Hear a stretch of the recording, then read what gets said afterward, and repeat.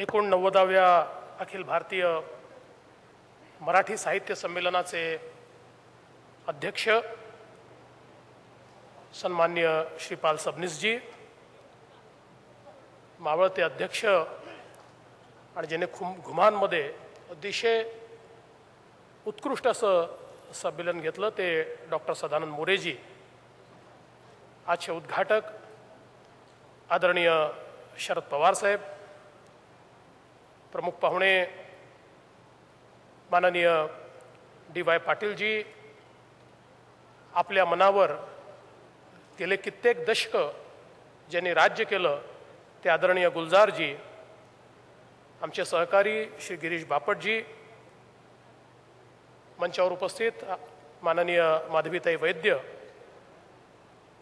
हा अतिभव्य अशा प्रकारचा सोहळा ज्यांनी आयोजित केला आणि साहित्य संमेलनाला एक नवा आकार ज्यांनी दिला असे स्वागत अध्यक्ष श्री पी.डी. पाटीलजी, सन्माननीय महापौर शकुंतलाताई धराडे, सन्माननीय खासदार रामदासजी आठवले, अढाराव पाटीलजी, अमर साबळेजी, श्रीरंग बारणेजी, सन्माननीय आमदार लक्ष्मण जगतापजी, गौतम चाबुसवारदी, माजी आमदार आदरणीय उल्हासदादा पवार, पुण्याचे महापौर दत्तात्रय धनकवडे, आदरणीय प्रतापसिंग जाधवजी, आदरणीय डॉक्टर रघुनाथ माशेलकरजी, आदरणीय नादो महानोरजी, या ठिकाणी मंचावर उपस्थित सर्व ज्ञानपीठ पुरस्कार विजेते, समोर बसलेले साहित्य क्षेत्रातील अनेक मान्यवर,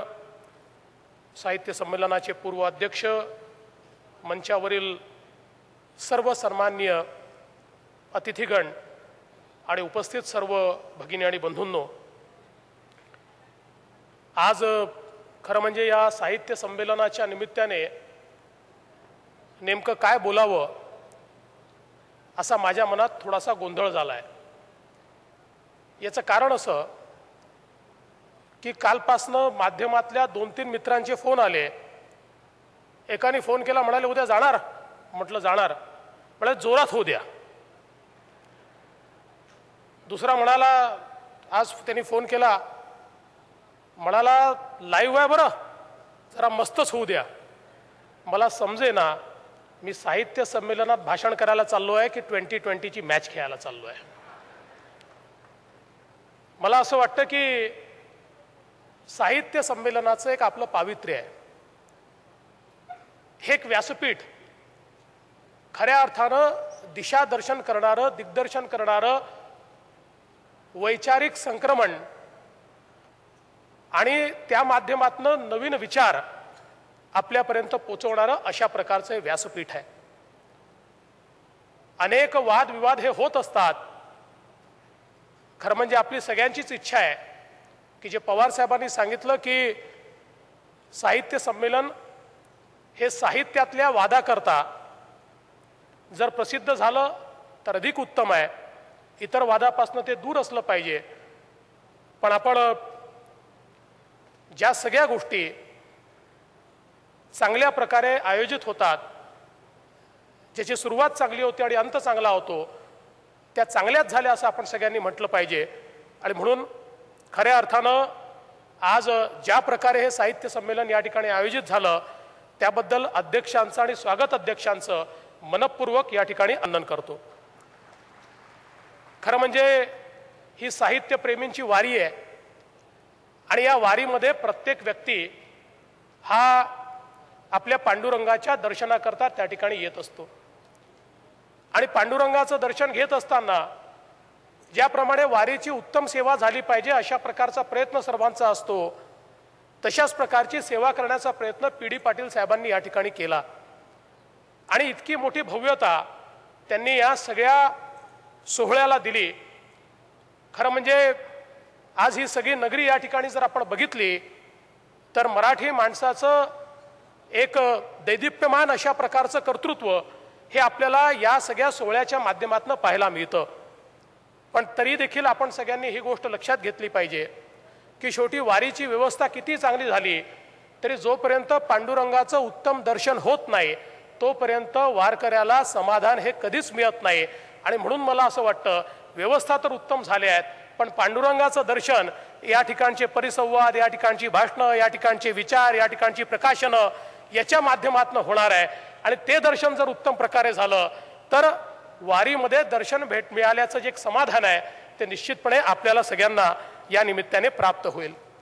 मागच्या वर्षी आपण घुमानला हे संमेलन घेतलं आणि घुमानसारख्या ठिकाणी देखील मराठी माणसाचं साहित्यावर किती प्रेम आहे हे आपल्याला पाहायला मिळालं। पंजाबमधल्या त्या एका अगदी दूरच्या भागामध्ये संमेलन घेतल्यानंतर देखील त्या ठिकाणी एवढ्या मोठ्या प्रमाणात मराठी माणूस आला आणि अक्षरशः त्यांनी ते संमेलन डोक्यावर घेतलं।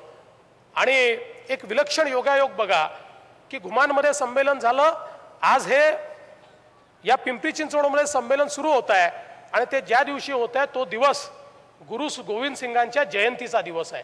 त्यामुळे हा देखील एक विलक्षण योगायोग आपण सगळ्यांनी समजला पाहिजे। आणि हा जो काही नामदेवांपासून तर गुरु गोविंद सिंगांपर्यंत हा जो काही एक संपर्क स्थापित झाला होता तोच एक प्रकारे आपण या ठिकाणी पुढे नेण्याचा प्रयत्न करतोय असं मला वाटतं। आपल्या साहित्य संमेलनाने भौगोलिक सीमा ओलांडल्या।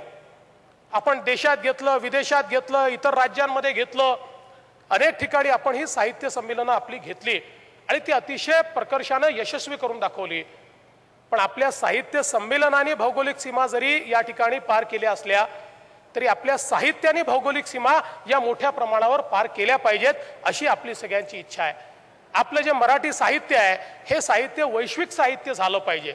वैश्विक साहित्य होण्याच्या सगळ्या गोष्टी या मराठी साहित्यात आहेत आणि मला असं वाटतं की मराठी साहित्यिकांनी जो विचार दिला आहे हा वैश्विक विचार आहे, पण कुठेतरी तो वैश्विक करण्याकरता आणि विश्वानं मराठीचा ची नोंद घ्यावी याकरता आपण साहित्य संमेलन तर करू शकलो, पण साहित्याचा तो काही ठसा जो आपल्याला उमटवायचा आहे तो उमटवण्यात आपण कुठे कमी होतो आहोत का याचा देखील विचार या निमित्ताने मला असं वाटतं करण्याची आवश्यकता आहे। आणि गुलजार साहेबांनी ज्या गोष्टीचा उल्लेख केला की इतर भाषातनं आपल्याकडे किती आणि आपल्यातनं इतर भाषेमध्ये किती, ही देवाणघेवाण किती मोठ्या प्रमाणात होते आहे हे महत्त्वाचं आहे। त्यामुळे मराठी आणि मराठीतलं साहित्य हे जागतिक भाषांमध्ये जोपर्यंत आपण जगापर्यंत पोहोचवणार नाही तोपर्यंत हे जे एक वैश्विक स्वरूप आहे ते वैश्विक स्वरूप आपण त्या ठिकाणी देऊ शकणार नाही। पण मला विश्वास आहे की मराठी शेवटी आज जगातल्या 10-15 भाषांपैकी मराठी एक भाषा आहे की जी 10-12-15 कोटी लोक या ठिकाणी बोलतात। त्यामुळे इतक्या मोठ्या जनतेची ती भाषा आहे आणि ही जनभाषा निश्चितपणे एक वैश्विक भाषेचं रूप हे या ठिकाणी घेईल याबद्दल माझ्या मनामध्ये कुठलीही शंका या ठिकाणी नाही। आज संमेलनाचे अनेक स्वरूप आपण बघितलं, वेगवेगळ्या प्रकारचे संमेलन होतात।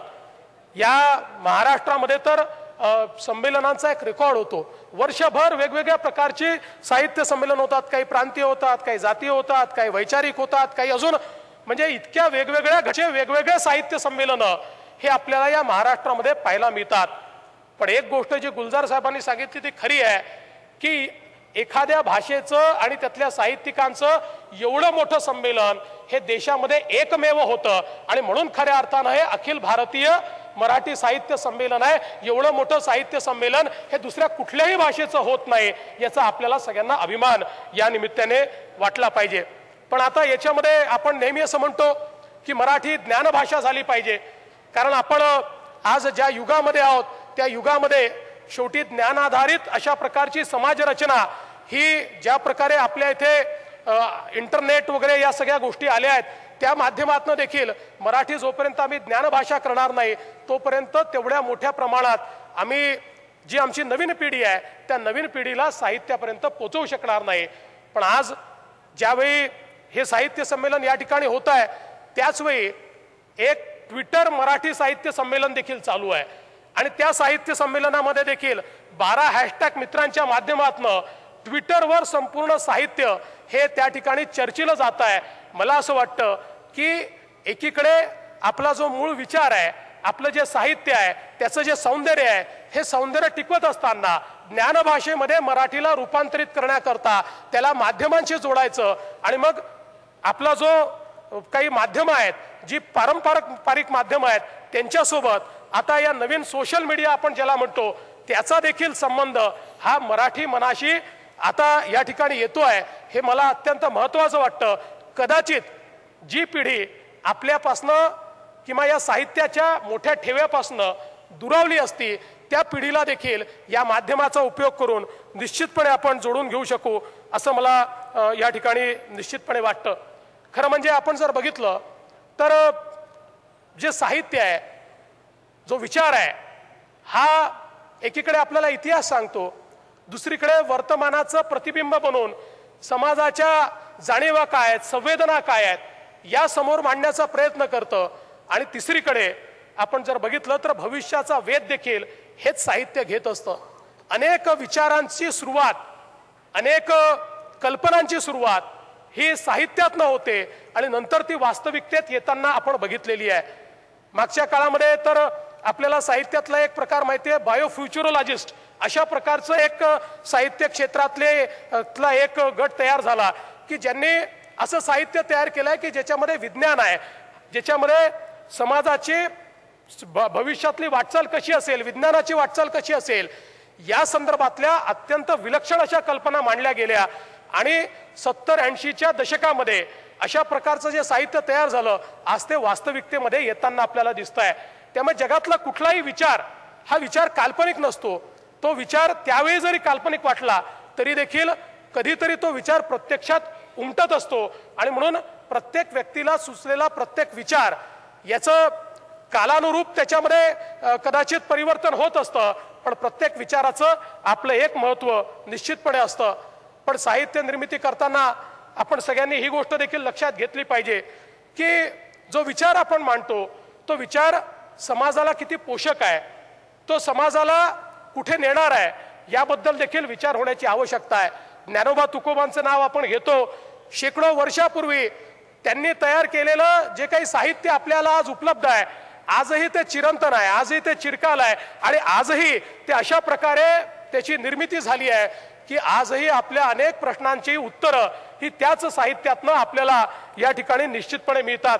आत्ताच पवार साहेबांनी सांगितलं की पसायदान म्हणजे ज्ञानेश्वरी लिहिल्यानंतर जे दान मागितलं आहे ते ज्ञानेश्वरांनी मला असं वाटतं की व्यक्तीकरता मागितलेलं नाही, एका समाजाकरता मागितलेलं नाही, एका राष्ट्राकरता मागितलेलं नाही, तर ते संपूर्ण विश्वाकरता मागितलेलं आहे. आणि त्यामुळे मराठी पहिली भाषा अशी आहे की ज्यांनी वैश्विकतेचा विचार केला आहे आणि ज्यांनी खऱ्या अर्थानं स्वतः करता नाही, आपल्या स्वार्थाकरता नाही, तर विश्वाचं कल्याण झालं पाहिजे. आणि आजही आपल्याला शेवटी समाजाची अवस्था पाहिल्यानंतर हेच दार मागावं लागेल की जे कळांची व्यंकटी सांडो तया सत्कर्मी रती वाढो. म्हणजे जे वाकड्या रस्त्याने खळ चालले आहेत त्यांना सरळ रस्ता लाभो आणि त्यांची रती ही सत्कर्मामध्ये वाढो. आज मला असं वाटतं की समाजातल्या अनेक अडचणींवर शेवटी आपल्या सगळ्यांसमोर उपाय काय असेल तर हाच उपाय आहे, हेच दान आपल्याला मागायचं आहे. आणि हे दान मागत असताना मला असं वाटतं की निश्चितपणे किंवा आज आमचा शेतकरी ज्यावेळेस होरपाळलेला आहे, वृक्ष वल्ली आम्हा सोयरी वंचरे हे आम्ही विसरलो आणि ते विसरल्यामुळे खऱ्या अर्थानं आम्ही निसर्गाशी जो खेळ केला तो खेळ आज निसर्ग आम्हाला परत करतोय. आणि आम्ही एक दुष्काळाच्या परिस्थितीतनं सातत्याने 2-2, 3-3 वर्ष या ठिकाणी चाललो आहोत. खऱ्या अर्थानं आज आमच्या शेतकऱ्याची अवस्था जी आहे, सातत्याचा दुष्काळ आणि त्यातनं त्याची नापिकी आणि त्यातनं होणाऱ्या आत्महत्या या खरोखर आपल्या सगळ्यांकरता अंतर्मुख होऊन विचार करण्याची आवश्यकता आहे.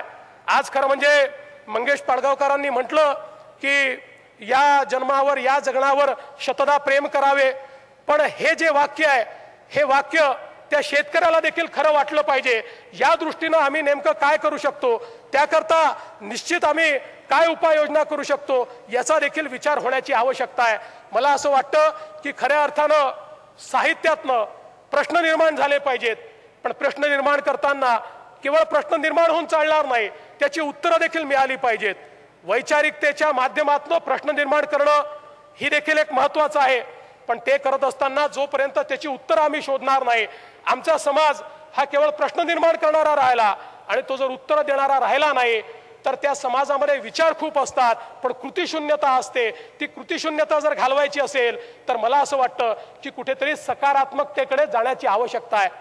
आपल्याला माहिती आहे की एक काळ असा होता की साहित्यातली नकारात्मकता ही आपल्याला अस्वस्थ करून जायची। एखादी नकारात्मक गोष्ट ही खऱ्या अर्थानं मोठ्या प्रमाणात चर्चिली जायची आणि सकारात्मकता अधिक होती। अलीकडच्या काळामध्ये अनेक वेळा लोकांना असं वाटतं की प्रसिद्धीचा सोपा उपाय हा नकारात्मकता आहे आणि नकारात्मकता ही माध्यमांमध्ये देखील इतक्या वेगाने पुढे येते की एखादी चांगली गोष्ट सांगितली तर त्यांनी प्रसिद्धी मिळत नाही। म्हणजे हिंदीमध्ये असं म्हणतात, बदनाम हुए तो क्या हुआ नाम तो हुआ।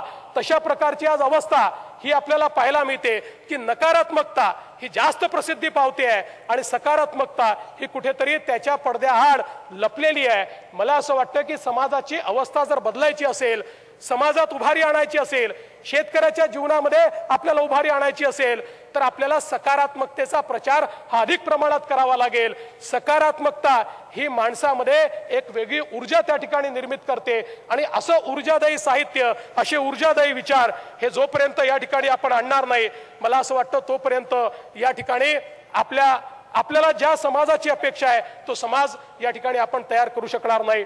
मगाशी आमच्या सीमावासियांनी या ठिकाणी नारे दिले, बेळगाव, कारवार, निपाणीसह संयुक्त महाराष्ट्र झाला पाहिजे।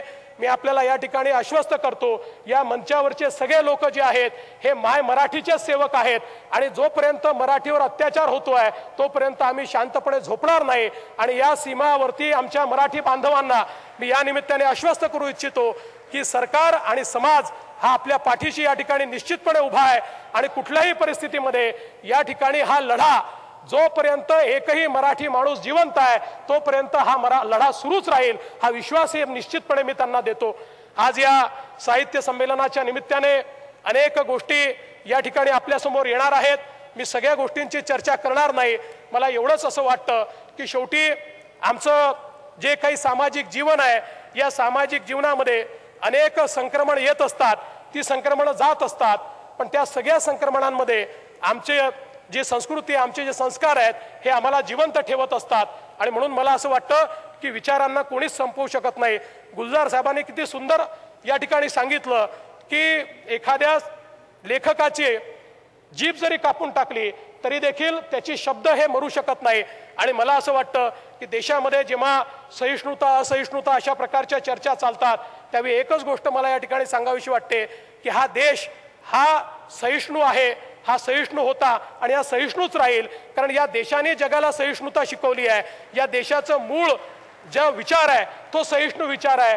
आणि ज्यावेळी शिकागोमध्ये त्या ठिकाणी स्वामी विवेकानंदांनी भाषण केलं आणि ते भाषण करताना भारतीय संस्कृतीबद्दल बोलत असताना ते असं म्हणाले की वेगवेगळ्या विचारांनी जर एकाच सत्याकडे आपल्याला जायचं आहे, जर सत्य एक आहे तर त्या सत्याकडे जाण्याचे वेगवेगळे मार्ग असले तर त्या मार्गांना एकमेकाशी संघर्ष करण्याची आवश्यकता काय आहे। ज्याप्रमाणे एक सागर आहे आणि त्या सागराकडे सगळ्या नद्या जातात, तो सागर सत्य हे आपल्याला माहिती आहे। मग कुठली नदी जर त्याच सागराला जाऊन मिळणार आहे तर मग या नद्यांमध्ये संघर्ष कशाला असायला पाहिजे। आणि त्यामुळे या एका सत्याकडे जात असताना आमचे जे काही विचार असतील त्या विचाराने जात एकाच सत्याकडे आपल्याला जायचं आहे, अशा प्रकारच्या विचाराने हा देश उभा राहिला आहे। आणि म्हणूनच मला असं वाटतं की जगाने ज्या लोकांना बहिष्कृत केलं, जगाने ज्या लोकांना आपल्या देशातनं काढून टाकलं, अशा प्रत्येकाला या देशाने जागा दिलेली आहे। ही सहिष्णुता या देशामध्ये नेहमीच जिवंत राहिली आहे आणि ती जिवंत राहील हा मला विश्वास आहे। आणि म्हणून या निमित्ताने साहित्यिकांना मी या ठिकाणी विनंती करतो की आपण या देशामध्ये विचार प्रवर्तन करावं, आम्हाला देखील दिशा द्यावी, समाजाला दिशा द्यावी आणि एक अतिशय उत्तम सुंदर अशा प्रकारचं हे साहित्य संमेलन या ठिकाणी पार पडेल अशा प्रकारचा विश्वास व्यक्त करतो। आणि मला या ठिकाणी निमंत्रित केलं त्याबद्दल आभार मानून माझे 2 शब्द संपवतो। जय हिंद, जय महाराष्ट्र।